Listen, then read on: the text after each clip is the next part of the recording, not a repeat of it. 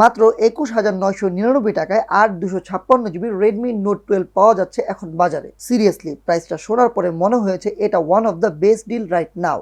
এর আগে আমি 256 GB রেডমি নোট 12 কিনেছিলাম 26,000 টাকা দিয়ে, যে ডিভাইসটি গত 3 মাস ধরে আমার হাতে। আজকের ভিডিওতে কথা বলবো 3 মাস ব্যবহারের পরে ফোনটি এখনো কেমন চলছে, ঠিক কোথায় কোথায় সমস্যা ফেস করছি এবং ফোনটির ভালো দিকগুলোই বাকি।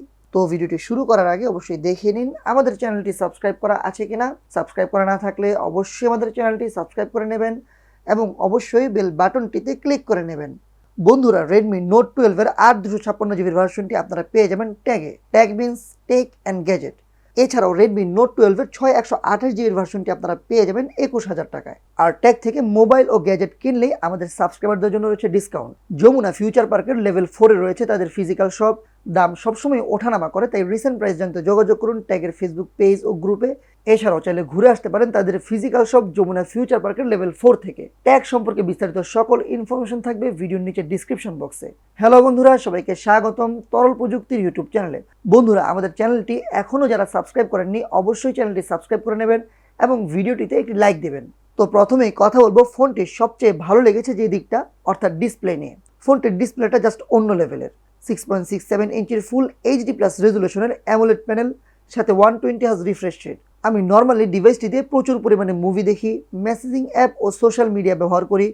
এক্ষেত্রে ডিসপ্লের কালার কন্ট্রাস্ট যেমন ভালো পেয়েছি, ফোনটি দিয়ে সোয়াইপ করে ব্রাউজিং করে একটা রিফ্রেশ ফিল পেয়েছি। এছাড়াও ডিসপ্লেটা সানলাইটের নিচেও বেশ চমৎকারভাবেই ব্যবহার করা যাচ্ছিল।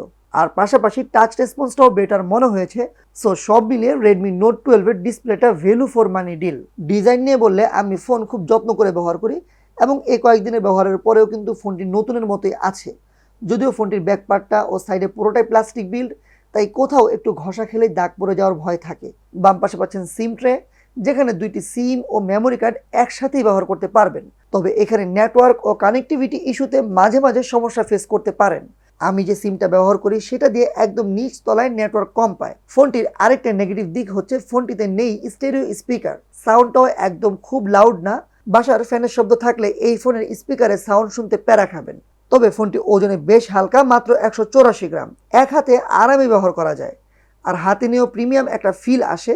ওভারঅল ফোনটির ডিজাইন ওকে, দাগ পড়ার সম্ভাবনা অনেক বেশি, তবে কাভার ইউজ করে যত্ন করে ব্যবহার করলে সেফ অবস্থানে থাকা যায়। কথা বলা যাক পারফরমেন্স নিয়ে। ফোনটিতে পাচ্ছেন স্ন্যাপড্রাগনের 685 এর প্রসেসর।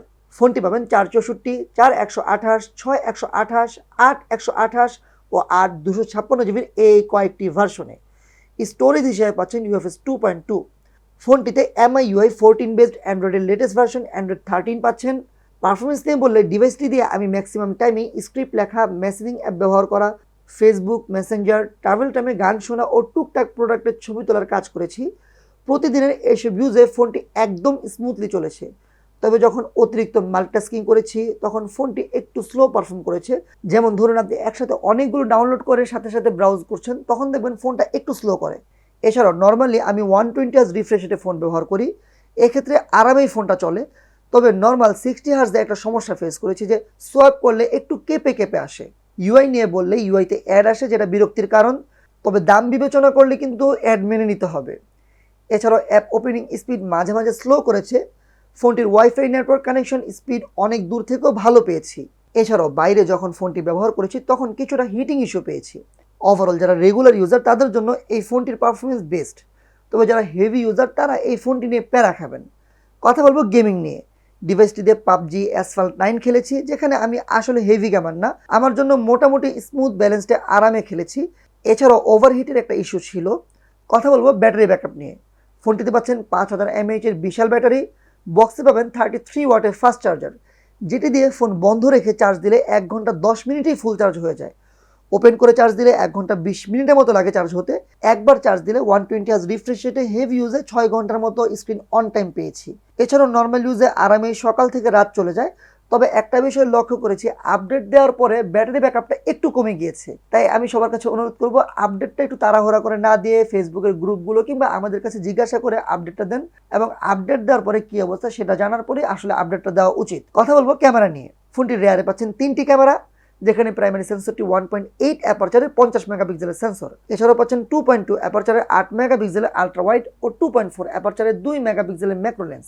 আর ফোনটির সামনে পাচ্ছেন 2.5 অ্যাপারচারের 13 মেগাপিক্সেল সেলফি শুটার। ক্যামেরার কোয়ালিটি নিয়ে বললে ডে লাইটে মেন ক্যামেরায় ডিসেন্ট ছবি পেয়েছি। ছবিগুলোতে হাইলাইট ডিটেল ও শ্যাডো ডিটেলস ব্যালেন্সে একটু ঘাটতি থাকলেও ছবিগুলো কালারফুল। আলট্রা ওয়াইড মোডে তোলা ছবিগুলো ওয়াশড আউট, কাজ চলে যাবে, ডিটেলসের ঘাটতি লক্ষ্য করবেন এখানে। পোর্ট্রেট মোডে তোলা ছবিগুলো অতিরিক্ত সফট, লো লাইটে একটু বেশি নয়েজ পাওয়া যায়, আর ছবিগুলো একটু সফট। সামনের ক্যামেরা তোলা ছবিগুলো সফট, তবে এই ধরনের ছবি মানুষ বেশি পছন্দ করে যেহেতু ফেসটা একদম ফর্সা হয়ে যায়। লো লাইটে সেলফি ক্যামেরার ছবিগুলো ডিসেন্ট, কাজ চালানোর মতো। ভিডিওতে 1080p মোডে শ্যুট করা যায়, ইএস নেই, সেকে ফুটেজ পাচ্ছিলাম। আর এছাড়াও আপডেটের পরে ক্যামেরার কোয়ালিটিটা কেন জানি মনে হয়েছে একটু খারাপ হয়েছে। ওভারঅল বাজেট বিবেচনা করলে এই বাজেটে one of the best camera device হচ্ছে এটা। তবে আপনি যদি ফটোগ্রাফার কোয়ালিটির হন তাহলে এই ক্যামেরাটা আপনার জন্য না। আমি আপনাকে বলবো পিক্সেল 4a 5G বা পিক্সেল 5a ইউজটা কিনতে পারেন এ দামে। এছাড়াও আপনি যদি টুকটাক ব্লগিং করবেন চিন্তা করেন তাহলে বলবো এই ফোনটি আপনার ইগনোর করা উচিত। কিন্তু আপনার দৌড় যদি হয় ফেসবুকে ছবি আপলোড দেওয়া পর্যন্ত, তাহলে এই ক্যামেরা আপনার জন্য ঠিক আছে। ওভারঅল 21,000 টাকায় কেউ যদি আমাকে জিজ্ঞাসা করে কোন ফোন নেব, আমি চোখ বন্ধ করে বলবো রেডমি নোট 12 নেন। কারণ প্রতিটা ফোনে কোনো না কোনো সমস্যা থাকে, সমস্যা আছে, এখানেও আছে, কিন্তু সেগুলো মেজর কোনো ইস্যু না। আপডেটের পরে সমস্যা বেড়েছে, আবার দেখা যাবে আপডেটের পরে সমস্যাগুলো সলভ হয়ে যেতে পারে। তবে এখানে ফোনটির ডিজাইন, ডিসপ্লে, ব্যাটারি ব্যাকআপ কিন্তু অনেক ভালো পেয়েছি। এছাড়াও পারফরমেন্সটা মোটামুটি ভালো পেয়েছি। আর ক্যামেরাটা বলবো ডিসেন্ট কোয়ালিটির। এখন 21,000 টাকা 8/256GB এবং এত এত ফিচার আসলে আর কে দিচ্ছে। সো এই ফোনটি আপনাদের কাছে কেমন লেগেছে? এই ফোনটি যদি আপনারা ব্যবহার করে থাকেন অবশ্যই কমেন্টে জানাবেন। ভিডিওটি ভালো লেগে থাকলে চ্যানেলটি সাবস্ক্রাইব করবেন এবং পাশেই থাকবেন। আসসালামু আলাইকুম ওয়া রাহমাতুল্লাহি ওয়া বারাকাতুহু।